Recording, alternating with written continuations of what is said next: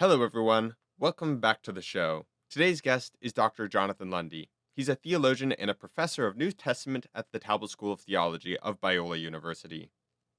How does Jesus serve as a moral role model? Why doesn't God save us now?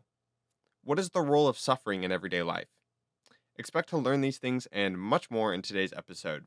Please welcome to the show, Dr. Jonathan Lunde.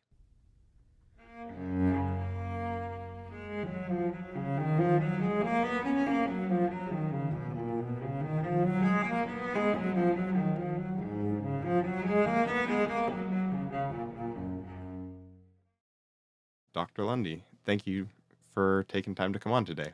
It's my pleasure. Thank you. So, I know you teach a class at Biola called Jesus' Life and Ministry, and I wanted to talk with you a little bit about how we can see Jesus modeling the lives that we should be living, the lives that we should be living as Christians, in the same way that maybe a follower of Stoicism might look to a Stoic who writes about Stoicism to understand how they should live. How can we as Christians look at the life of Christ as a life that models the way that we ought to live? Yeah, it's a really good question, Tucker. I would want to go back to Genesis 1 through 3 and to see how it is that humanity is created in the first place. They're created in the image of God, which, you can go a lot of different ways with what that means, but clearly it captures that the kind of virtues, the kind of characteristics that humans have that are actually reflective of the Creator. Hmm. And that with the fall, that image is marred in many ways. It's not completely destroyed, but it is marred. So when Jesus then lives his life, and especially you can see this implied in Romans 5 with the distinction between Adam and Jesus, you have Jesus undoing the damage that was caused by the fall in Genesis chapter 3, so that his life becomes the recovery of the image of God, the kind of virtue and characteristics and attributes that really are what it means to be human. So when Paul, for instance, talks about putting on the new self, or it can be translated the new man, he's really talking about the characteristics of Jesus, as opposed to the characteristics that we have inherited from our forebears in the garden. So when you study the life of Jesus, then you're not just studying the theology of atonement and salvation, that kind of thing. You're talking about the recovery of the image of God, and as a result, we should be like the ancient rabbinic students, not only learning the teachings of Jesus, but studying the life. How did he interact with people? What were the characteristics that enabled him to be teaching such a high demand of righteousness, and yet the sinners were flocking to him? That's a really remarkable question. It implies his interrelational skill was one of grace and one of openness and humility, and I think that's what it means to be human.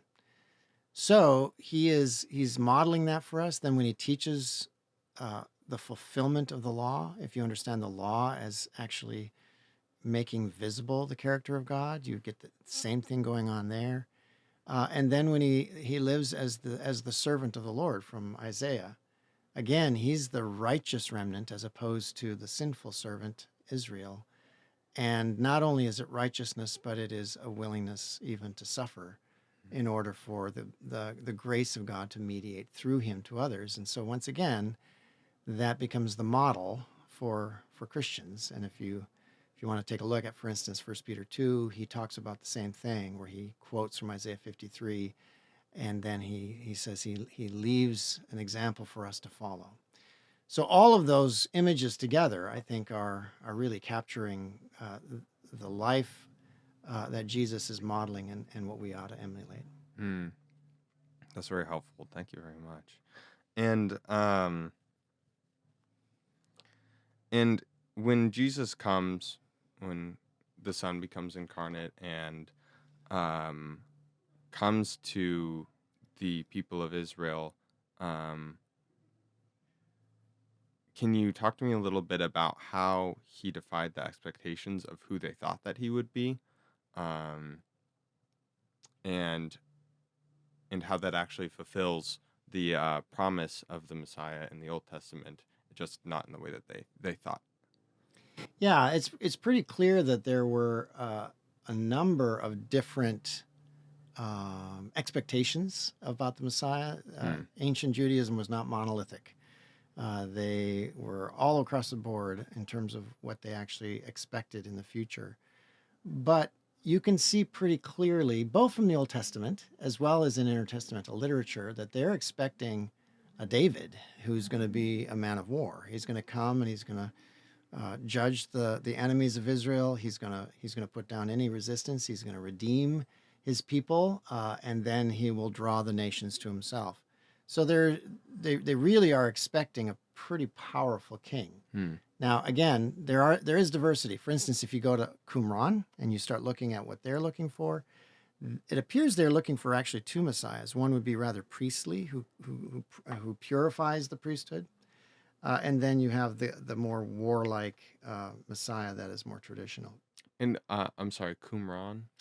Qumran, have you ever heard of the Dead Sea Scrolls? Yes, yeah. So the people of Qumran are the ones who, at least, were the caretakers of, in fact, probably the authors of much of that literature that was found. Okay, This thank was you. a settlement on the shores on the western shoreline of the Dead Sea. Mm. And they withdrew themselves from the nation because they had basically given the nation up. They thought they were the true people of God, and the rest of the nation had become hopelessly defiled. So they were out in the wilderness waiting for the Messiah to come, and one would be a kingly one that would lead them in warfare. So Jesus, you would expect him to come and do like what Psalm 2 says. You know, it's an enthronement psalm where the Lord says to the anointed king, "Ask me, and I will make the ends of the earth your inheritance. The nations, you will shatter them like a pottery. You will dash them to pieces. You will rule them with an iron scepter." So I think most of the people of Jesus' day were waiting for that kind of Messiah to come, more of a zealot, kind of militaristic kind of guy. And we have to realize that he's actually going to come in that way. Just take a look at the book of Revelation. He's coming on the white horse. He's going to tread the winepress of God's wrath. So he's going to do that. It's just they didn't understand the complexity of what the Messiah would actually do, and it would necessitate two comings. So the first coming then, remarkably, though he presents himself as the one bringing the reign of God, so it's very kingly. He accepts the title Messiah, that sort of thing. He calls himself Son of Man, which, if you go back to Daniel 7, it's a very regal figure who comes with the clouds to the Ancient of Days, and he's given all authority on heaven and earth. So there's a whole lot of kingly stuff associated with Jesus and how he presented himself, even when he enters into Jerusalem at the end. You know, he pauses and he sends into his disciples to get the donkey. Why? Because Zechariah 9 talks about, here's your king coming to you, humble and riding on a donkey. So it's clear that Jesus is claiming to be the king. But throughout, he also is predicting and prophesying that he's going to be put to death, that his blood in the Lord's Supper is going to be poured out for the remission of sins. So there is this other theme that's coming in, largely from Isaiah's servant of the Lord. You could also maybe find it, and you can find it, in the suffering king of Psalm 22, where David says, my God, why have you forsaken me?" That's the kingly thing. And Jesus quotes that from the cross. But it's put together with this remarkable life of obedience, but then also self-sacrifice, so that the rest of the nation can be redeemed and brought back. And then that sacrifice is going to be extended also to the nations, if you read both Isaiah 49 and 52. So the biggest way in which he sort of breaks the expectations is that he welds together the notion of king with the servant. And that means he's going to suffer and die. And that's really hard for people to understand. Can you talk a little bit about why I think some people, to some degree, myself included, too, may be curious if he's going to come again in the second coming, and what's foretold in Revelation will come true. Why not do that the first time? Why not conquer and crush Satan and end all evil the first time around? Why come twice? Why perpetuate a world if it is living in sin? Really good question. I don't think I can answer it with any sort of definitive certainty. Yeah, no, yeah. But if you look, for instance, at the beginning of the book of Acts, here are these disciples that are, they're puzzled. We saw you die. Now you're alive again. And notice what they ask him at the very beginning of Acts. Are you at this time going to restore the kingdom to Israel? So they're thinking, okay, now's the time. You're going to do this whole thing. But what does Jesus says? It's not for you to know. And then he basically says, stay here until you are equipped with power from the Holy Spirit. And then he says, and you will be my witnesses to Jerusalem and Judea and Samaria and to the ends of the earth. So that the way in which Jesus' kingdom will extend to the ends of the earth, so Psalm 2, I will give you the nations as your inheritance, is really through the Great Commission. So you ask, well, why would Jesus wait? Why would God wait and do it this way? I think it's because he wants to invite the nations. He wants to invite the nations in. So this long delay, if you were to put it that way, of the expectation of the end of the age, I think is all about mission. It's all about time for the nations to be brought in, of course, also the Jews. But I was talking with my son a while ago who was listening to an imam in Africa on Al Jazeera TV. So this is, anything but an evangelical Christian kind of take on things.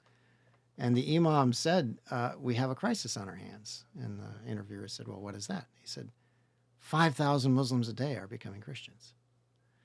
And I thought, whoa, that's pretty high. So then I talked with a friend of mine who is involved in the worldwide mission and travels all over the world. And I said, do you think that's right? He said, I think it's actually a little low. He'd probably put it at around 7,000 a day. And that's just Muslims. That's a lot of people. That's a lot of people. Wow. So when we think about, why did he wait? Well, there's going to be a whole lot more people in the kingdom from every tribe and from every language. So the original promise to Abram in Genesis 12, it's going to be through you and your seed, all nations on earth will be blessed. Well, I don't think all nations had really been blessed by the time Jesus came. In fact, I think that's one of his main indictments of the nation of Israel, is that they had not been faithful to the mission to the nations, and that now this is what was going to happen. And so I think the delay is all about the mercy of God bringing in many more people. So it's really ultimately benevolent to delay the second coming. That's right. Wow. So you have the enduring of the problem of evil. Yeah. In the meantime. Yeah. That's very interesting. Why is it that the Great Commission kind of famously comes in the New Testament? Why is it that the Israelites had not been given as explicit of a command, or maybe they had and they didn't fulfill it, to reach out to other nations to evangelize in the times of the Old Testament? That, again, is a very good question, Tucker. I think if you look at the prophetic material, it actually seems to imply that the nations will come to them. That your light will shine forth. Isaiah talks about your light will shine forth, and the nations will be drawn to you. They will come, and they will bring your exiles back, and they will bring the wealth of the nations to you, and they will submit themselves to the king, that sort of thing. Raise a banner for the nations, Isaiah says in Isaiah 11. So the expectation, I think, is very kind of centripetal. If you were to use a scientific, it's a force that moves to the center. I think that probably is why the early Christians, even after they'd been given the Great Commission, they stayed in Jerusalem. And it wasn't until persecution actually spread them out away from. So the whole notion of discipling every nation, I think probably they were thinking the nations were going to come to them. Wow. Yeah. And the way in which that would apparently have acted is if you understand the law as being the expression of the character of Yahweh. If they then followed the law as they interacted with the peoples around them, the peoples around them would come to know the character of their God. Hmm. So I think that was the original sort of priestly nation notion. It didn't seem to be involved in going to the ends of the earth. It seemed to be in modeling and embodying the character of their God so that the nations, as they interact, would be increasingly drawn to them. Hmm. But then you have the remarkable sort of centrifugal force that comes with the persecution. And since you have the dispersion after, especially Stephen, after he was martyred, you have the dispersion of the church. The church has been in exile ever since. They've been dispersed in the exile of the nations, and it's in that context that the mission to the world actually is to take place. Yeah, yeah. And do you think that you can see instances of that in the Old Testament? I mean, I can't think of a great example. You would probably be able to think of better ones. What comes to mind is Rahab and Jericho, but I'm sure there are other instances too of people who are not of their nation still becoming converted. Or do you not think that's a really good comparison to No, draw? I think that's unfortunately it's such an exception. Right. Yeah. Yeah, I mean, you do have Naaman who comes and he gets healed by Mm, Elisha, and then he goes back. But he's going back a follower of Yahweh, but it's sort of in disguise kind of thing. right. So you don't find that many that are coming, and you begin to probably understand because of the failure of the nation again and again. Mm, Israel fails to be the true servant of the Lord. They fail to embody His character so badly that they actually go into exile themselves. So that right. Israel in exile is the equivalent of the nations, that Right. they're all in exile, especially patterned after Babel Right. when the nations were dispersed. So Yeah. I think that's what Jesus is especially going after when he does the temple action and he goes after them. The court of the Gentiles should have been filled. Hmm. Instead, it was so empty that they could actually use that area for the sacrifice trade.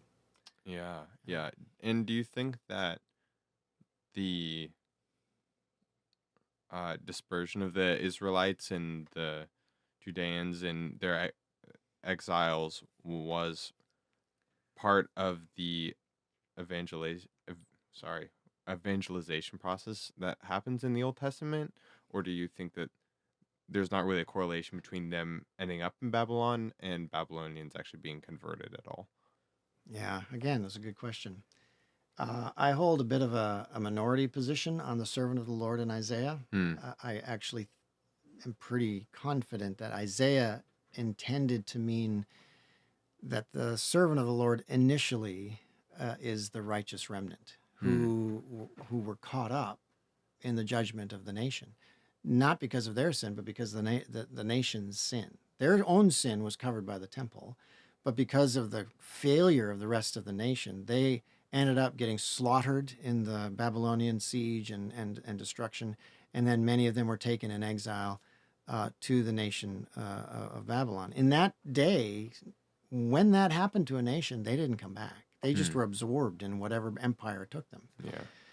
And if you look, especially at Isaiah, like say chapters, especially 52, um, God says, my name is blasphemed everywhere you go. Why? Because the Babylonians are concluding their gods are stronger than Yahweh. Hmm. So it looks like Yahweh is defeated. But then suddenly Babylon is destroyed by Persians and the Medes, and then Cyrus comes to power and unexpectedly says you can go home. Hmm. Not for a price, but just simply you're sent home. Well, Isaiah is full of the prophecies regarding this, especially I'm thinking of chapters 45, that area. Hmm. And so you pick that up again in Isaiah 52, and I think what he's talking about then is that the nations will see the deliverance of Yahweh as all of a sudden as people come back out of exile. And this is now the strong arm of Yahweh. So ironically, the return from exile becomes an evangelistic declaration to the nations. Hmm. Yahweh is not defeated. He is reigning. His Hmm. people have come back. And if they have faith, You have the beginning of Isaiah 53. Who has believed our report? It's available for the nations to see, to perceive that Yahweh is actually greater than the gods of Babylon.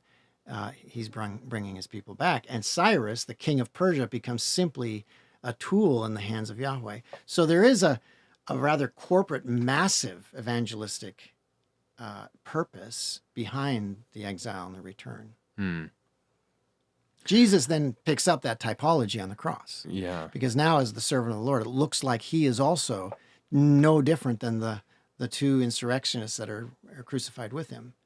And then suddenly, with the resurrection, you find the same pattern is repeated as when the Israelites went into exile and came back. So also Jesus went into exile and come back. So it's a very similar, what we call typology. Yeah. That's fascinating. We are talking in a class that I'm taking right now about ancient Near East nations. We're talking about how, kind of as you said, it would have been perceived that if one nation conquered another nation, that would mean that that nation's gods would have been considered more powerful than the god of the defeated nation. Um, and I think that seems like such an ancient idea, but now that I'm thinking about it, it seems so applicable. It seems like it can be hard sometimes in the modern day to say Yahweh's reigning, and to like say that to someone who has suffered profoundly, or who, if their particular people group has suffered. It's hard to say, oh, well, Yahweh's been reigning this whole time. He's not defeated, because it doesn't look like he's reigning. Um, can you talk a little bit about how that like idea that Yahweh's reign is perpetual and undefeated can be applied to the modern day, even when it doesn't always seem so obvious? Yeah, this is where I would increasingly point you to, especially Second Corinthians, because Hmm. Second Corinthians is all about Paul dealing with all kinds of criticisms of his so-called apostleship. He's got these super apostles that have criticized him, and they've thrown him under the bus for all these various things because he doesn't have these kinds of credentials. He doesn't have doing that, so on and so forth. There's several things that he's actually accused of, and Paul then actually is forced to boast about who he is, and so he describes his credentials as an apostle, but it's all about his weaknesses. Hmm. It's all about the things he suffered, Hmm. so that his life of suffering in the mission ends up becoming his validation of his apostleship. Why? He then describes himself and others who are like him as being processed in a prisoner of war parade. So in the ancient world, you have the conquering king or the emperor would have his army bring back the prisoners of war that they have taken as they've defeated the enemy, and they would be paraded down the street of the city, and they would be brought to the end of whatever place it was going to be. They would be publicly executed. Mm-hmm. And as they were walking through the city, the temple doors, they always had temples everywhere. If you go to, for instance, Corinth, there's temples everywhere. Mm. The temple doors would have been open, and they would have been burning incense to their gods and goddesses. And those doors then would allow that incense to waft into the air, so that as those prisoners are walking down to their doom, people would have been not only cheering their army, but thanking their gods as this aroma. Wow, that's comes. intense. Wow. So then Paul says, we are like that we are being led in this victorious procession, but it's this procession of weakness. It's this procession of suffering that now is the means by which the fragrance of Christ, not the other gods and goddesses, but it's the fragrance of Christ that is being given off. Why? Because they in a sense embody the sufferings of Christ. They become sort of a living parable that points to who Jesus is. Hmm. Peter does the same thing in 1 Peter 2. He quotes from Isaiah 53 and the suffering, and he says, this is an example for us to follow. So the suffering of the Christians in this era needs to be understood as part and parcel of the church's role of pointing the nations to Jesus.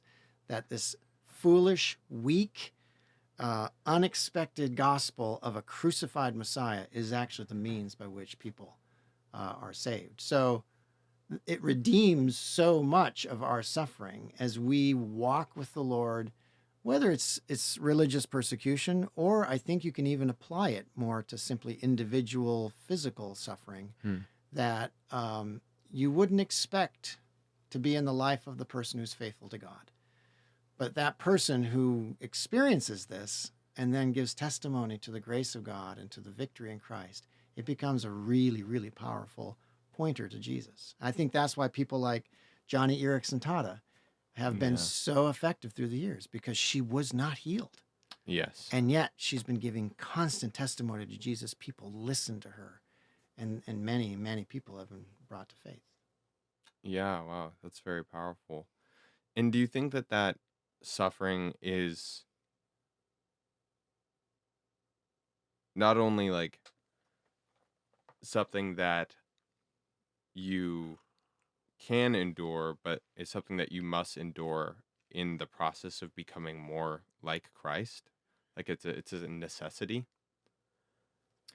I think every life is different. Some Mm. lives kind of skate through and it's just full of blessing. Other lives are just full of suffering almost from the beginning. Mm. So I think it's really difficult to say it's a necessity. Mm. But at the same time, everyone dies. Yes. Yeah. So even if there's been a life of blessing and health, at the end of the day, everyone does face the same fate. Um, I am convinced that some of God's best work is done through suffering. Mm. I mean, and the writer to the Hebrews says, that even Jesus learned obedience through the things he suffered, which seems really, really an odd thing to say if he's incarnate God, but God has become flesh. He's incarnate now, and he's experiencing what it is like to be a human, subject to all of the temptations, not only to sin, but also to despair, to abandonment of God, those kinds of things. He's experienced all of those things, and he's learning in the context of that difficulty how to trust God and how to obey him in this brand new experience for even God himself. So I do think, to some degree, that's going to be true of everyone. Mm. That whether it's huge or small, we are all shaped increasingly by the things that are difficult in this life, so that we become more trusting in His grace. I mean, I think that all of us should be paying much more attention to the people who are old around us. Mm. Not just because they're people of wisdom and they have great testimony that we should be listening to, but because they're aging. Mm. You watch an old lady walking across the street. She's bent over, but then remember, she was younger than you at one point. She was this little girl, and what's happening to her body? She's experiencing the curse of sin. She's experiencing the oncoming inevitability of death, Mm. and so I should learn that as a young man. I'm no longer a young man, you are. I should be paying attention to that and recognizing that's going to be true of me. And so even I can learn from other people's suffering. I can learn from other people's aging, because eventually it's going to catch up with me. And whether it's something that happens younger in life or it's going to happen towards the end of life, all of us are going to experience suffering. Mm. The important thing is to begin to perceive I'm not enough. Mm. I don't have what it takes to handle these things. And so it should, along with other suffering, open ourselves up to this greater grace of our Creator and Redeemer. Mm. So yeah, to some degree, I think it's necessary. Yeah. Yeah. Thank you. That's very helpful. And we're coming to a close here, but just one follow-up question on that. What does that look like practically for someone who is younger, who's like my age or younger? How can we be intentional in getting to spend time with adults and to learn from them? Would you recommend like mentorship? Would you recommend just groups at church? Like how can we go about that best practically? That's another really good question, Tucker. I would especially say this is why everyone should be involved in some form of community of faith. Mm. It doesn't have to be a really big church. It doesn't have to be a house church. It just needs to be a community of faith, and the best expression of the community of faith is multi-generational. Mm. So that actually the young and old rub shoulders. the old need to be encouraged by the next generation embracing faith. They need to be encouraged by the energy, the creativity, the ability to contextualize the gospel in a whole new culture. And the young need to listen to the wisdom of the old in terms of the kinds of mistakes that you can make as a child, or the kind of things that you need to think about when you actually progress through the stages of life. So mentorship is absolutely a great benefit. But you're not going to really find that oftentimes unless you're part of a body Mm. where you can actually observe the lives of some of the people 10, 20, 30 years older than you. And you go, you know what? I click with that person's personality. I admire how this person carries herself or himself. I'd love to approach this person to see if they would actually be a mentor to me. So yeah, that would be unbelievably important. And I think your generation is more interested in mentorship than my generation was. Mm. That just really wasn't a big thing when I was a kid. But I think there's a movement that is recognizing the importance of that. That would be the best way. Yeah. Yeah. Yeah. Thank you. Well, thank you so much, Dr. Lunde. I think that's all the time that we have, but I appreciate you taking the time to talk and share your wisdom today. Well, thank you, Tucker. It's been a great joy to be here and to talk about some of these issues that need to be considered in our present day. Yeah. Yeah. Thank you.